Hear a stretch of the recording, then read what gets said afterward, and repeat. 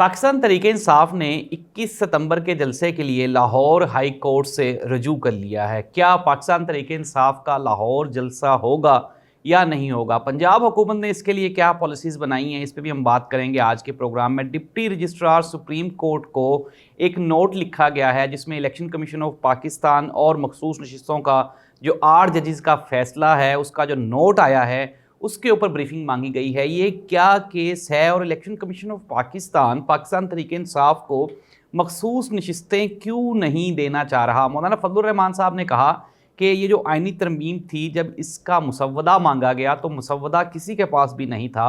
It means के उन्होंने कहा कि पूरी की पूरी दाल ही काली थी। दूसरी जानिब अगर हम हुकूमत की बात करें तो हुकूमत स्टिल इस बात पे डटी हुई है कि हम ये आइनी तरमीम हर हाल में असम्बली से पास करवाएंगे, पार्लियामेंट से पास करवाएंगे, क्योंकि इसी से जो पार्लियामेंट है उसकी आज़ादी वाबस्ता है। इसकी हकीकत किस हद तक है, इस पर भी हम बात करने जा रहे हैं आज के प्रोग्राम में। 21 सितंबर को मियां मोहम्मद शहबाज शरीफ साहब मुल्क से बाहर जा रहे हैं। 28 को वापसी होनी है, 21 को पाकिस्तान तहरीक-ए-इंसाफ का जलसा भी है।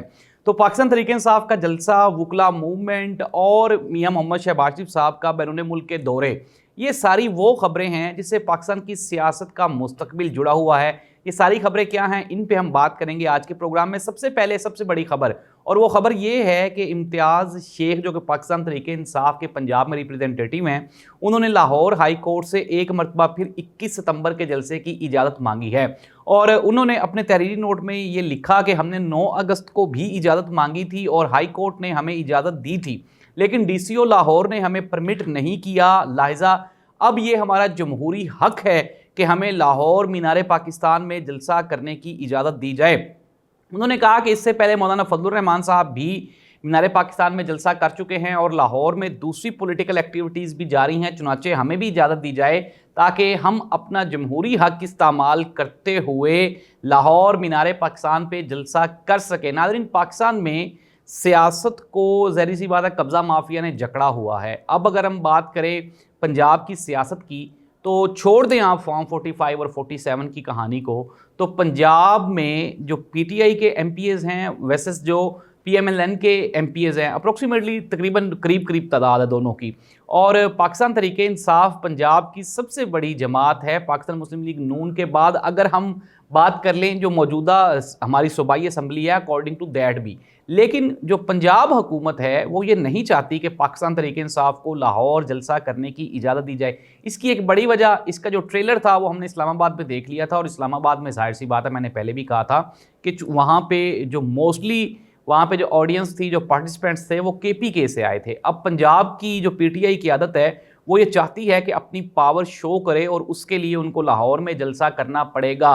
दूसरी जानिब अगर हम बानी चेयरमैन पाकिस्तान तहरीक-ए-इंसाफ इमरान खान की बात करें तो इमरान खान ने कहा कि 21 सितंबर का जलसा हर हाल में होगा, चाहे हमें हुकूमत इजाज़त दे या ना दे। इससे पहले भी हम कई मरतबा इजाज़त मांग चुके हैं। उम्मीद है कि लाहौर हाई कोर्ट, जाहिर सी बात है एक जमहूरी हक है, लाहौर हाई कोर्ट ने पहले भी इजाज़त दी थी पाकिस्तान तहरीक-ए-इंसाफ को लाहौर में जलसा करने की, लेकिन जो लोकल इंतज़ामिया है, जो डिस्ट्रिक्ट एडमिनिस्ट्रेशन है, उसकी जानिब से पाकिस्तान तहरीक-ए-इंसाफ को इजाज़त नहीं मिल सकी थी, जिसकी वजह से वो जो जलसा था वो उनको वहाँ पे मुलतवी करना पड़ा था। अब पाकिस्तान तहरीक-ए-इंसाफ डटी हुई है, बानी चेयरमैन इमरान खान का हुक्म भी है कि लाहौर में हर हाल में जलसा होना ही होना है। फिर हमने ये कहा था, हमने ही आपको खबर दी थी, ये एक बड़ी ब्रेकिंग न्यूज़ थी, जो हमने कहा था कि इमरान खान साहब ये जो ईद मिलादुन नबी के सिलसिले में उन्होंने एहतरामन ये जलसा अपना पोस्टपोन कर दिया था, लेकिन अब पाकिस्तान तहरीक-ए-इंसाफ 21 सितंबर को हर हाल में लाहौर में जलसा करने जा रही है। ये जलसा होता है या नहीं होता, ये एक बड़ा सवालिया निशान है, लेकिन वक्ती तौर पे पंजाब हुकूमत, हमारी कौमी असम्बली, वो घबराई हुई दिखाई देती है, क्योंकि अभी एक आइनी तरमीम वाली शिकस्त वहीं की वहीं खड़ी है। वुकला ने भी सड़कों पे आने का ऐलान कर दिया है। दूसरी जानिब पाकिस्तान तहरीक-ए-इंसाफ का भी प्रेशर होगा। मौलाना फजलुर रहमान साहब भी साथ नहीं दे रहे आइनी तरमीम को लेकर। उन्होंने कहा कि यार ये तो पूरी की पूरी दाल ही काली थी। और अगर हम बात कर लें दूसरे पार्लियामेंटेरियंस की जो कि हुकूमत के इत्तेहादी भी थे, अगर हम बाप पार्टी जो बलोच रहनुमा हैं उनकी भी बात करें तो उनको भी काफ़ी एतराज़ात है। अख्तर मेंगल ने कहा था कि मेरे 2000 जो लापता कारकुनान हैं वो मुझे वापस दे दें और मैं आपको वोट देने के लिए तैयार हूँ, लेकिन वो ज़ाहिर सी बात है एक मुश्किल डिमांड थी जो हुकूमत पाकिस्तान पूरी नहीं कर सकती थी।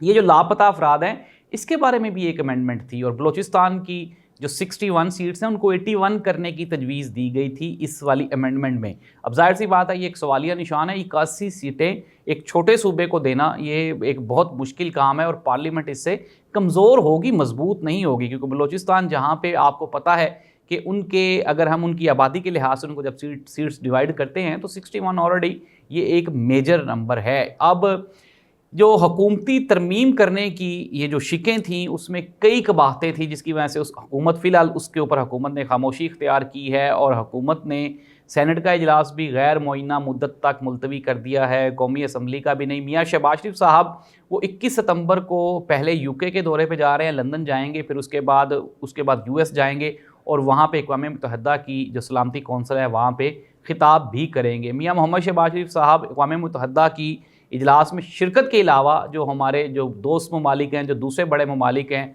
उनसे मदद लेने के लिए भी रिक्वेस्ट करेंगे। पाकिस्तान की अगर हम बात की जाए इकनॉमिकल सिचुएशन की तो वो सबके सामने है कि इंतहाई कमज़ोर इकनॉमिकल सिचुएशन है इस वक्त हमारी। चाइना ने भी पाकिस्तान को इमदाद देने से इनकार कर दिया, उसके बाद यूएस भी पाकिस्तान को इमदाद नहीं दे रहा। IMF ऑलरेडी सख्त शराइत के साथ पाकिस्तान को कर्जा देने पे तैयार हुआ है, लेकिन उसकी भी अभी तक जो इंस्टॉलमेंट है वो नहीं आई और जैसे जैसे वो डिले हो रही है पाकिस्तान के लिए हुकूमती मामलात को चलाना ये भी मुश्किल होता जा रहा है।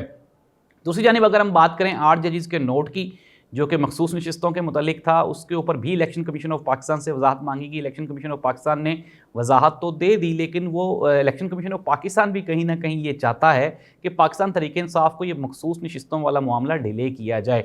अगर हम बात कर लें इलेक्शन कमिश्नर जो पाकिस्तान के हैं सिकंदर सुल्तान राजा साहब, उनके बारे में भी एक अमेंडमेंट ये जो तरमीम है इसका हिस्सा थी।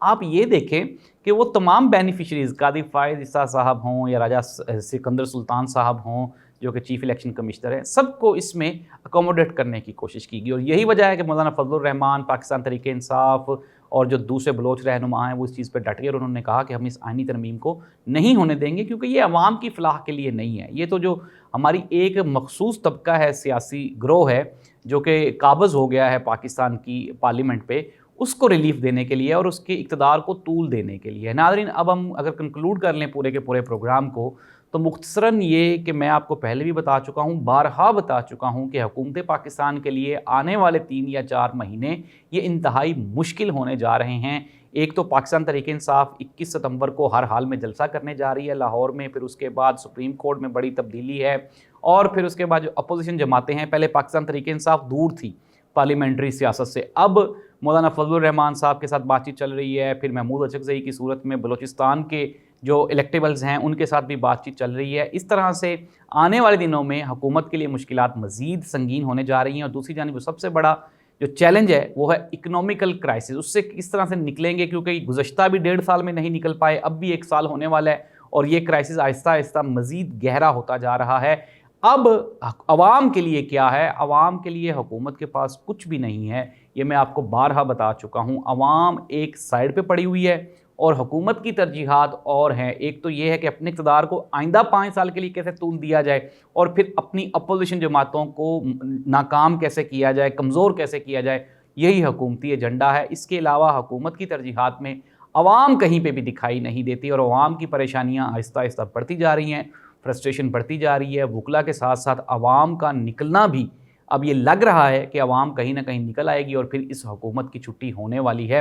इस तमाम की तमाम कार्रवाई में अभी वक्ती तौर पे जो इस्टेब्लिशमेंट है वो खामोश है। शायद वो देख रहे हैं कि चीज़ें किस तरफ जा रही हैं और आइंदा आप चंद दिनों में देखेंगे कि इस्टेब्लिशमेंट की पॉलिसी भी आपको तब्दील होती हुई दिखाई देगी, क्योंकि अवामी प्रेशर के आगे इस्टेब्लिशमेंट का प्रेशर नहीं रुकता होता। अल्लाह इस मुल्क का हामी नासिर हो। हम उम्मीद करते हैं कि पाकिस्तान में सियासी इस्तेहकाम आए ताकि अवामी मसाइल पर बातचीत हो सके। अल्लाह हाफिज़।